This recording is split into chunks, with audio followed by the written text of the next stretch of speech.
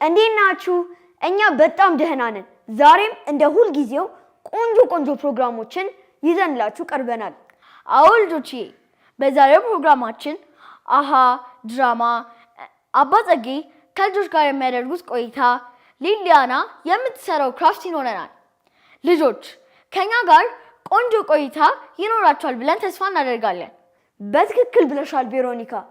ዛሬ በሚኖረን ፕሮግራም ደግሞ አባ ጸጌ ከልጆች ጋር በሚኖራቸው ቆይታ እግዚአብሔር ለታመሙ ሁሉ ፈውስን የሚሰጥ አምላክ እንደሆነ በደንብ ያስተምሩናል። ሰዎች ሲታመሙ እግዚአብሔር ይማርሽ፣ እግዚአብሔር ይማርህ የምንለው እሱ መሐሪ አምላክ ስለሆነ ነው። እና ዛሬ አባ ጸጌ የሚያስተምሩት ትምህርት በጣም አጓጊ ነው። ስለዚህ ልጆች እስከ ፕሮግራማችን ፍጻሜ አብራችሁን ቆዩ። እኔና ናታን በኋላ ተመልሰን እንመጣለን።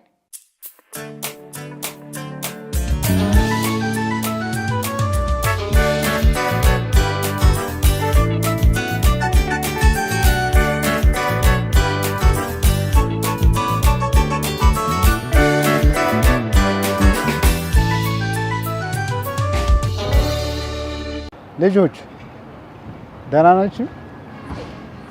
ደህና እግዚአብሔር ይመስገን። በደንብ በሉ። ደህና እግዚአብሔር ይመስገን። አሜን። እግዚአብሔር የጠበቀን እሱ ነው። ሳምንቱን ያሳለፈን እሱ ነው አይደለም? እና እኛንም የጠበቀን ቤተሰቦቻችንን ሁሉ የጠበቀልን እሱ ስለሆነ እግዚአብሔር ስም የተመሰገነ ይሁን። ሳምንት እንደምታስታውሱት ኢየሱስ በምኩራብ ቆሞ እግዚአብሔርን ቃል አንስቶ ያነበበውን ቃል እናስታውሳለን አይደል? ምንድን ነበር ያላቸው? እኔ ምን አለ? የእግዚአብሔር መንፈስ በእኔ ላይ ነው። የእግዚአብሔር መንፈስ በእኔ ላይ ነው፣ ድሆችን ነፃ እንዳወጣ፣ የታሰሩት ነፃ እንዳወጣ፣ የተራቡት እንድመግብ፣ በሽተኞች እንዲፈወሱ እያለ በድፍረት በአደባባይ ሲያስተምር አይተናል አይደል? ሰምተናል። ዛሬ ደግሞ ኢየሱስ የተናገረውን ቃል በስራ ላይ ሲያውል እናያለን። ገብቷችኋል? ስለዚህ ርዕሱን ከጸሎት በኋላ ነው የምነግራችሁ ማለት ነው። ገብቷችኋል? እሺ እንጸልይ። በስመ አብ ወወልድ ወመንፈስ ቅዱስ አሐዱ አምላክ አሜን። ቅዱስ አባት ሆይ ስለጠበከን ሳምንቱን በሰላም ስላሳለፍከን እናመሰግናለን። አሁንም ከዚህ በኋላ የምንማራቸው ትምህርቶች ሁሉ እንዲገባንና በስራ ላይ ማዋል እንድንችል አንተ ራስህ እንድትረዳን ብለን በእናታችን በቅድስት ድንግል ማርያም አማላጅነት እንለምንሃለን። ለአብ ለወልድ ለመንፈስ ቅዱስ ምስጋና ይሁን ዘወትርም ለዘላለሙ አሜን። በስመ አብ ወወልድ መንፈስ ቅዱስ አሐዱ አምላክ። ኢየሱስ የታመሙትን ፈወሰ የሚል ዛሬ ቃል እናያለን። በተለይ ደግሞ በዮሐንስ ወንጌል አንድ ቃልን እናገራለን። የሚናገረው ነገር አለ። አንድ ሽባና በጣም ለ38 ዓመት የታመመና በአልጋ ቁራኛ የኖረ ለ38 ዓመት ማለት በጣም ረጅም እኮ ነው። አሁን እናንተ ምናልባት አንተ 8 ዓመት ቢሆን አንቺ 7 ዓመትሽ ቢሆን አንቺ ደግሞ 11 ዓመትሽ ቢሆን እንበልና እና አስቡት የእናንተ እድሜ 4 እጥፍ ማለት ካልጋው ሳይነሳ ሁሉ ጊዜ በህመም የቆየ ሰው እና ይሄ ሰውዬ ኢየሱስ ሲያልፍ በቤተ ሳይዳ ይባላል እዛ በዛ መንገድ ማለፍ ነበረበት ኢየሱስና በዚያ ሲያልፍ ይሄ 38 ዓመት የታመመው ሰውዬ ያገኘዋል። ከዛ ምን አለው መሰላችሁ? መዳን ትፈልጋለህና አለው። እኔ ኢየሱስ ሆይ ብሎ አልጠራው። መዳን ትፈልጋለህን ሲለው ኢየሱስ ለሰውዬ እኔ እዛ አንድ ምንጭ ኩሬ አለ እና የሆነ ሰዓት ይጠብቅና መልአክ ከሰማይ ይመጣና መልአክ ያው ኩሬው ባንቀሳቀሰው ጊዜ የታመሙ ሰዎች ውሃውን ሲነኩ ምን ይሆናሉ? ይፈወሳሉ። ይሄ ሰውዬ ግን አልጋ ላይ ተኝቷል፣ ሽባ ነው፣ መንቀሳቀስ አይችልም እና ውሃው ሲንቀሳቀስ ያህል ግን እዛ የሚያደርሰው ሰው ስለሌለ በቃ አልዳነም። ገብቷችኋል? ለረጅም ጊዜ በቃ መዳን እየፈለገ ግን በቃ እዛ የሚያደርሰው ሰው ስላልነበረ ሳይድን ለረጅም ጊዜ ታሞ ኢየሱስ ያገኘዋል። ይሄ ሰውዬ እድለኛ ሲሆን ማለት ነው። አስባችሁታል? ለረጅም ጊዜ ብዙ ነገር አጣችሁ ቆይታችሁ አንድ ቀን ሲሳካላችሁ ምን ያህል ደስታ ነው የሚሰማችሁ? ትልቅ ደስታ ነው የሚሰማው። እና ይሄ ሰውዬ ለረጅም ዓመት በህመም በስቃይ ሆኖ እና ተራ ሰው ደግሞ አይደለም ያገኘው። ይገርማችኋል? ኢየሱስ ራሱ የፈውስ አዳኝ የሆነውን ክርስቶስ አምላክ የሆነውን ክርስቶስ ያገኛል። ይሄ ሰው እድለኛ ነው አይደለም? በጣም እድለኛ ነው። በጣም እድለኛ ነው። እና ምን ይለዋል ኢየሱስ ይሄን ሰውዬ ሲያገኝ መዳን ትፈልጋለህን? አዎ አይደለም ያለው ሰውዬ እኔ በቃ እንደዚህ ወጥቼ በዚህ ወርጄ መዳን እፈልጋለሁ ግን ልክ ውሃው በተንቀሳቀሰ ጊዜ እዛ የሚያደርሰኝ ሰው ስለሌለ እያለ ሰውየው በቃ ብሶቱን መናገር ይጀምራል። ታዲያ ክርስቶስ ምን ያደርጓል? ተነስ አልጋህን ተሸክመ ሂድ። ይሄ በጣም ትልቅ ቃል። ሳምንት ምን ብለን ነው የተማርነው? የታመሙትን እንድፈውስ በሽተኞች እፈውስ ዘንድ እግዚአብሔር ልኮኛል ቀብቶኛል ብሎ ነው። አሁን ይሄ 38 ዓመት የታመመው ሰውዬ ደግሞ አልጋህን ተሸክመ ሂድ፣ ከእንግዲህ በኋላ አንተ ላይ ህመም የሚባል ነገር አይኖርም። በቃ አልጋህን ተሸክመ ገብቷችኋል? ከዚህ በፊት አልጋው ነበር ሰውየውን እየተሸከመ ነበር። አሁን ግን ተቃራኒ ሆነ። ገብቷችኋል? ለረጅም ዓመት አልጋችሁ እናንተ ሲሸከም ኖሮ ኢየሱስ ካገኛችሁ በኋላ ግን አልጋው ማን ነው የሚሸከመው? እናንተ ነው አልጋውን ተሸክማችሁ የምትሄዱት ማለት ነው። ገብቷችኋል? ይሄ ኢየሱስ ክርስቶስ ያደረገው ትልቅ ታምር ነው። አልጋው ራሱ እኮ ሰልችቶት ነበር ይሄ ሰውዬ አይነሳም እንዴ እያለ። ዛሬ ግን ክርስቶስ በታምሩ ይሄ 38 ዓመት የታመመው ሰውዬ አልጋው በተቃራኒ ተሸክሞት ይሄዳል። እና ኢየሱስ ክርስቶስ ይሄ ታምር ያደርጋል። ታዲያ አሁን ዛሬ እኛ በጥምቀታችን በምንቀበላቸው ሚስጥራቶች እግዚአብሔር በሚሰጠን ኃይል ምን ልናደርግ እንችላለን መሰላችሁ? ስለ በሽተኞች እንማለዳለን፣ እንጸልያለን ማለት ነው። የታመሙ ሰዎች የምታውቋቸው የለም?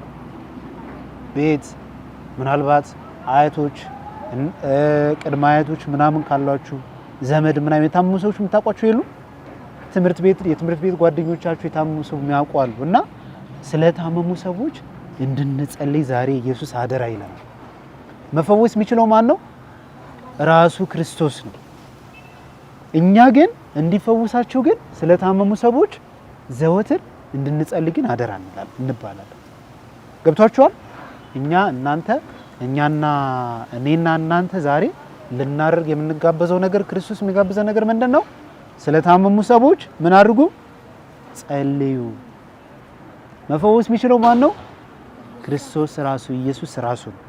እና እኛ ደግሞ ይህን በማወቅ ምክንያቱም ባለፈ ሳምንት የተማረኑት ታስታውሳላችሁ።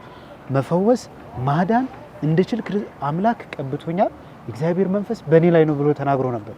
ስለዚህ መፈወስ የምችለው ማዳን የምችለው ማን ነኝ ይላል? እኔ ራሴ ነኝ። ስለዚህ መፈወስ ማዳን የሚችለው ክርስቶስ መሆኑን ካወቀ እኛ ምን እናደርጋለን ማለት ነው? ወደሱ እንጸልያለን። የታመሙ ሰዎች ምናልባት በስማችሁ የምታውቋቸውን ሰዎች እሱን አያቴን፣ እናንተን፣ ጓደኞችን የታመሙ ሁሉ ፈውሳቸው ጌታ አደራ ጤንነትን ስጣቸው ብላችሁ እንድትጸልዩ ዛሬ ክርስቶስ መልእክት ይሰጣችኋል። ገብቷችኋል? ግልጽ ነው። ስለዚህ በዚህ ሳምንት በተለይ በዚህ በጾም ጊዜ ስለታመሙ ሰዎች ጸሎት እንድታደርጉ ነው። እሺ፣ ሳምንት ስንገናኝ ጠይቃችኋል። ስለታመሙ ሰዎች ጸልያችኋል?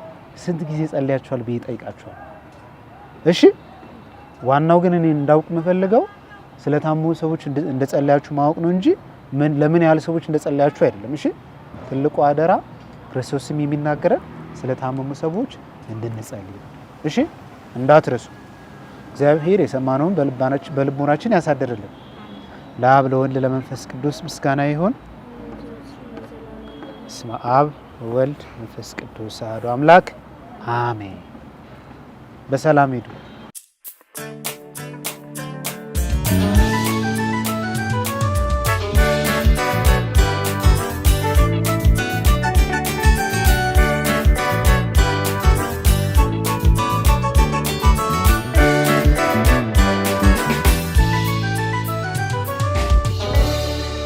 ሰላም ልጆች እንዴት ናችሁ? እሺ አሁን ደግሞ ክራፍት የምንሰራበት ጊዜ ነው። ትከታተሉናላችሁ፣ ተዘጋጁ። ለዛሬ ከሰሞኑን ይዤላችሁ ቀርብ የነበረውን ጓደኞቻችሁን ዛሬም ይዣቸው መጥቻለሁኝ። በዚህ በግራ በኩል ሩት ዳዊት አለች፣ እንደዚሁም ደግሞ ቤቴል ዳዊት አሉ። ሁለት እህትማማቾች ለእናንተ ክራፍት አብራችሁ እንድትሰሩ ብለው መጥተዋል። በጣም አድርጌ ያመሰግናቸዋለሁኝ።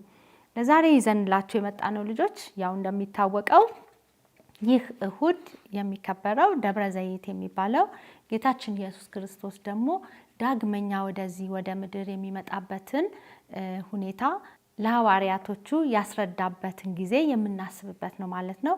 ስለዚህ እኛም ይችን ማስታወሻ እንድትሆን በማለት ይህንን ጥቅስ በክራፍት ለማሳመር ብለን ይዘንላችሁ መተናል። ምን ይላል መሰላችሁ? የሰው ልጅንም በኃይልና በብዙ ክብር በሰማይ ደመና ሲመጣ ያዩታል ይላል። ማቴዎስ ወንጌል ምዕራፍ 24 ላይ ቁጥር 30 ላይ ታገኙታላችሁ ልጆች። ይሄ እስከ 14 ቁጥር ጀምሮ በደንብ ይተርከዋል። እንግዲህ ኢየሱስ ክርስቶስ ወደዚህ ምድር ዳግመኛ መጥቶ ልጆቹን ሁሉ ወደ አባቱ ይዞ የሚሄድበትን ሁኔታ የሚናገር ነው። ይህንንም ደግሞ እናንተ በደንብ ማስታወስ እንድትችሉ በክራፍት ደግሞ እንሰራዋለን ማለት ነው ልጆች። ስለዚህ ለዛሬ የሚያስፈልገን እንግዲህ ይሄን የመሰለ ይህንን ጥቅስ ወይም ደግሞ ይህንን ሊያስረዳ የሚችል ሌላ የመጽሐፍ ቅዱስ ጥቅስ ካገኛችሁ እሱን እንደዚህ አርጋችሁ ፕሪንት አርጋችሁ ታዘጋጃላችሁ መጀመሪያ እና ከዚህ ላይ ከዚህ በታችም ከጎንም ቦታ ትተውለታላችሁ።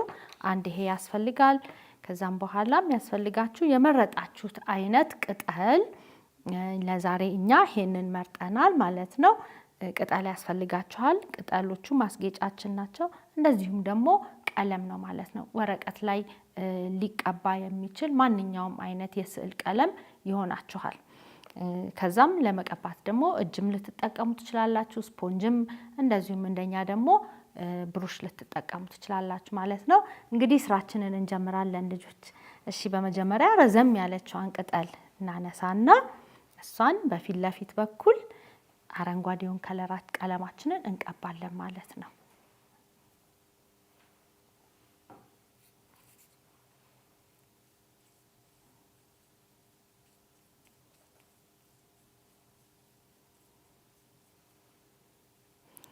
ይህንን አይነት ስራ እንግዲህ ለተለያየ ነገር ልትጠቀሙበት ትችላላችሁ ልጆች። ዛሬኛ ይህንን ጥቅስ ለማስዋብ ነው የምንጠቀመው። ነገር ግን በግድግዳ ላይ የሚሰቀሉ የተለያዩ ስዕሎችንም በዚህ መልኩ የተለያየ ቅጠል ቀጥፋችሁ ቀለም በመቀባት መስራት ትችላላችሁ ማለት ነው።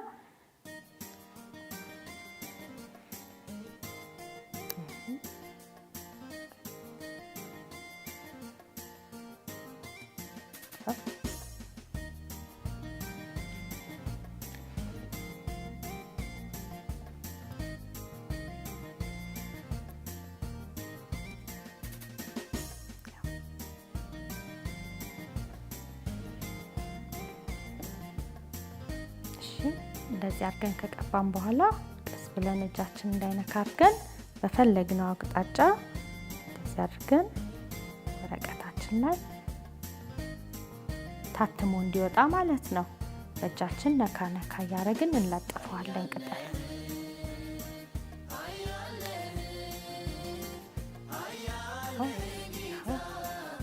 ቀስ ብለሽ ረጋ ብለሽ ወደ ላይ ሄድ በደንብ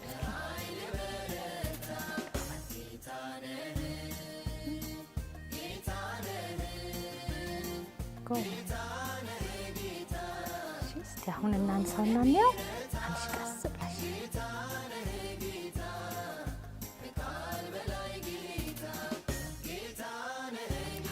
ታስቀምጪው።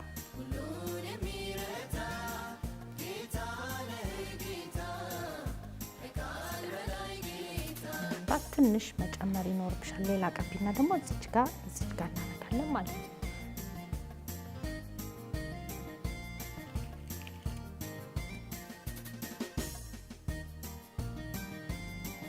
ደጋግመን ማተም የምንፈልግ ከሆነ እንግዲህ ቀለማችንን ደግመን እንቀባለን ማለት ነው። ሩት እንደዚሁ ቀቢ ደግመን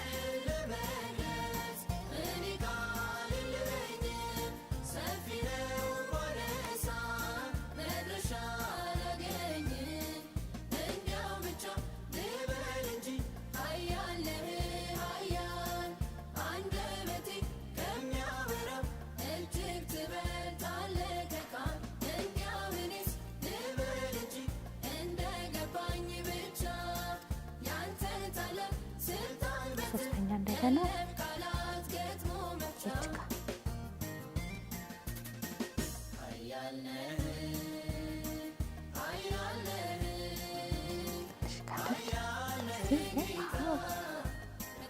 ይሁን።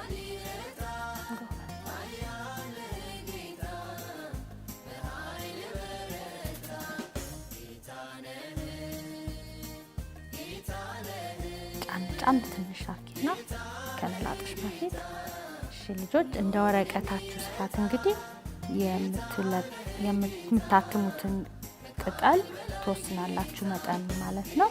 ለኛ ወረቀት 3 ቦታ ላይ ይበቃል ያስባለሁ። ሽብቴ ጥሩ ነው። ስቲቱ ቀስ ብላችሁ ላጡ። በጣም ጎበዝ፣ በጣም ቆንጆ። አንድ ድገሚና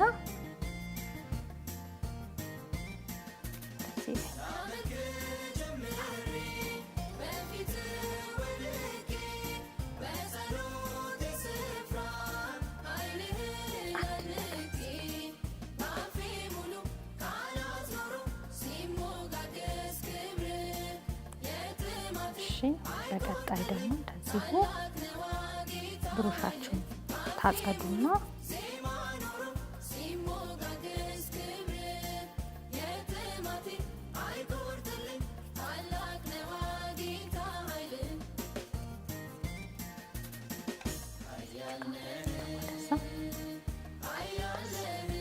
ሹሉን ወደዚህ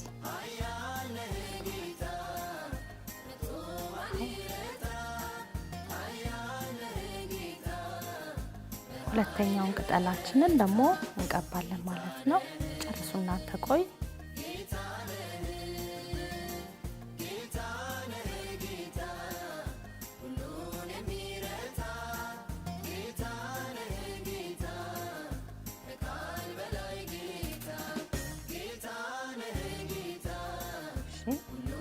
ሌላኛው ደግሞ እንደዚሁ ከላይ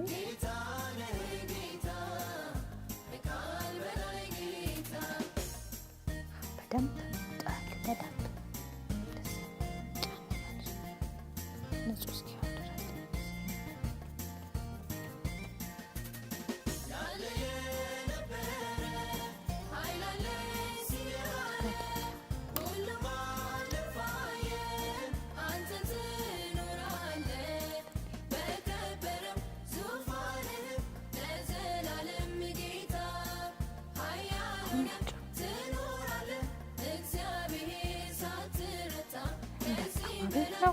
አሁን ብሩሽሽን እንደዚህ ታጸጃለሽ። ቢጫውን ልንቀባ ስለማይደለ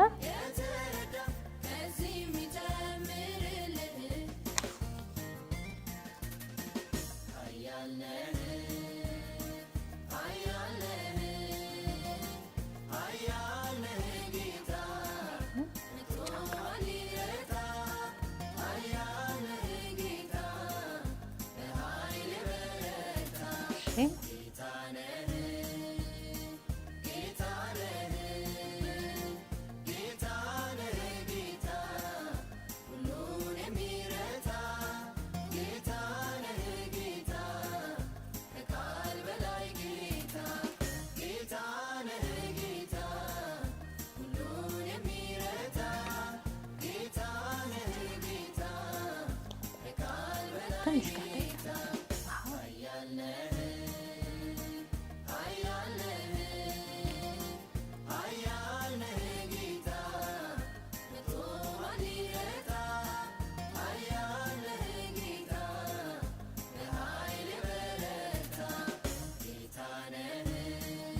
የአሁኑ ቅጠል ምናልባት በደንብ የመያዝ አቅም የለውም ቀለሙን። ግን እናንተ ቤታችሁ ስትሰሩ ደግሞ ሌላ ቅጠል መምረጥ ትችላላችሁ።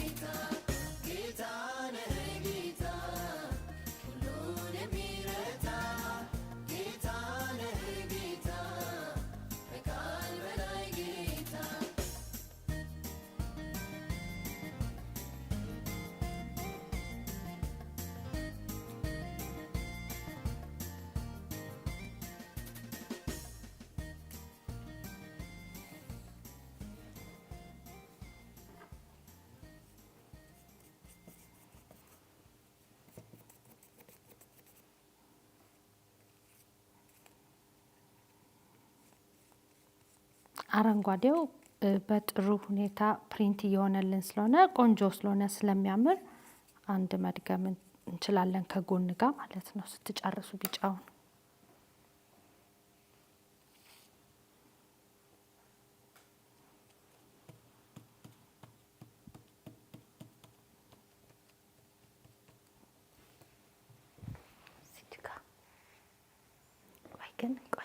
ቆይ ሩትዬ እቺ ቀለሟ ቀጠን የምትላለሽ መሰለኝ እንዳይበላሽብሽ በስቷል ቆንጆ እንዲሆን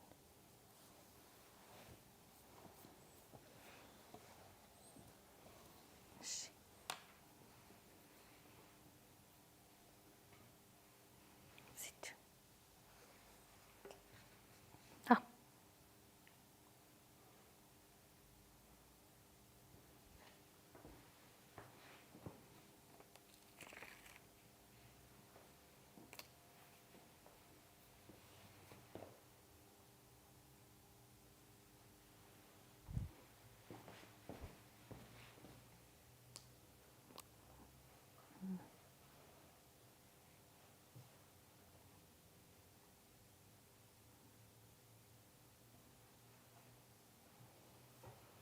ላጥ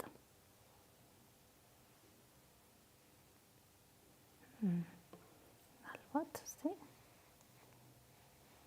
ትካ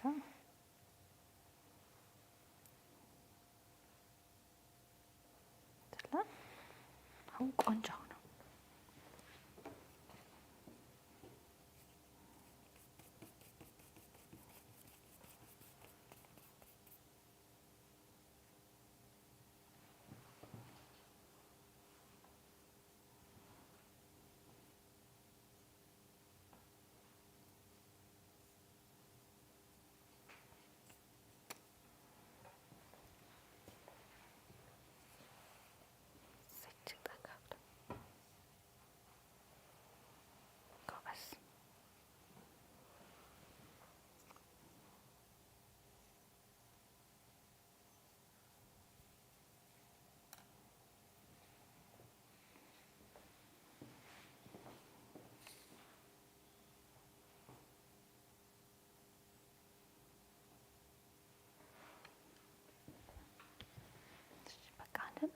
እዚህ ጋር ይቀራል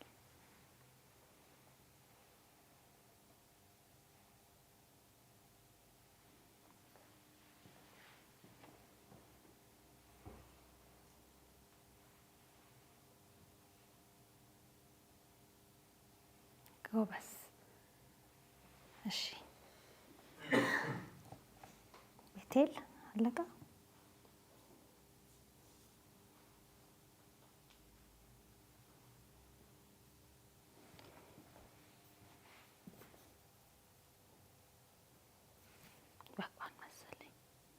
ቆንጆ ነው በጣም መሰሪ እቺጋ ኦኬ ለሌሎቹ ጫፉ ጋር የቅጠሉን ጫፍ ሰሪ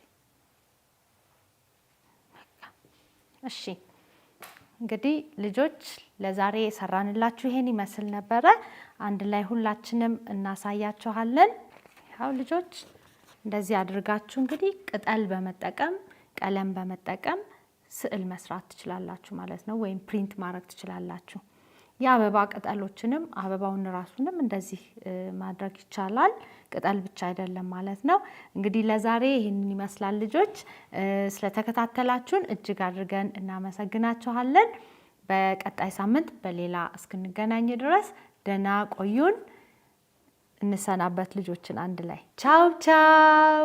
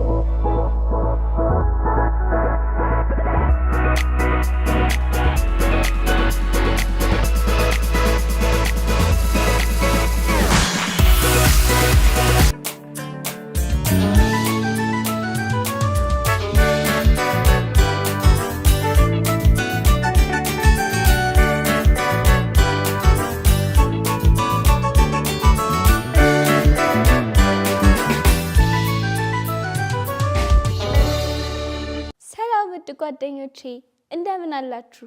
በያላችሁበት ሰላም እንደሆናችሁ ተስፋ አደርጋለሁ።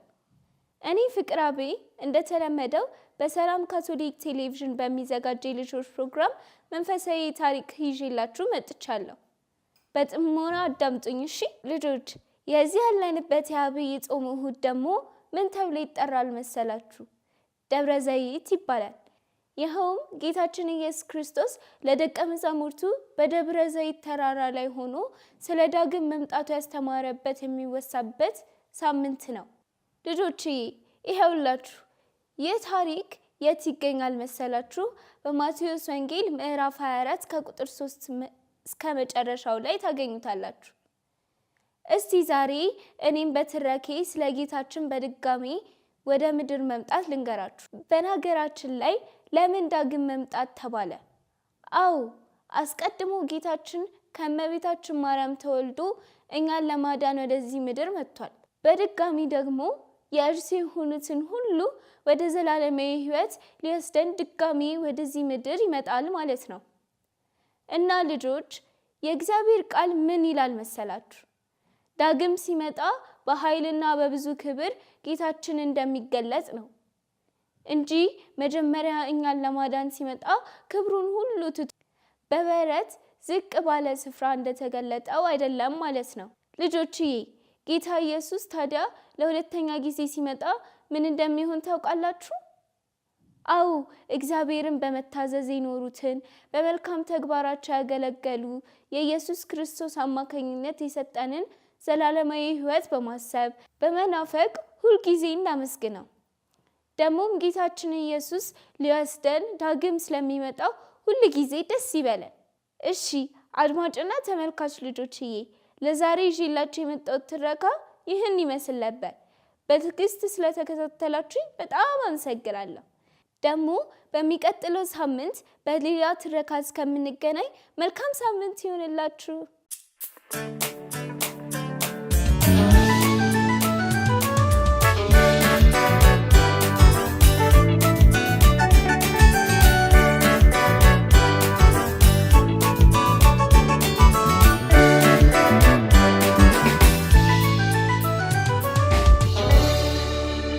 ተመልሰን መተናል። ፕሮግራማችንን እንደወደዳችሁት እርግጠኞች ነን። አንቺ ፕሮግራማችንን እንዴት አገኘሽው ቬሮኒካ? እኔ ሁሉንም ፕሮግራሞች በጣም ወድጃቸዋለሁ። ሁሉም በጣም አስተማሪ ነበሩ። ሊሊያናም ከልጆች ጋር የምትሰራው ክራፍት በጣም ጥሩ ነበረ። አዎ ልጆች ይዘንላችሁ የቀረብነው ፕሮግራም ይህን ይመስል ነበር። ሳምንት በሌላ ፕሮግራም እስከምንገናኝ ድረስ እንወዳችኋለን። ቻው ቻው።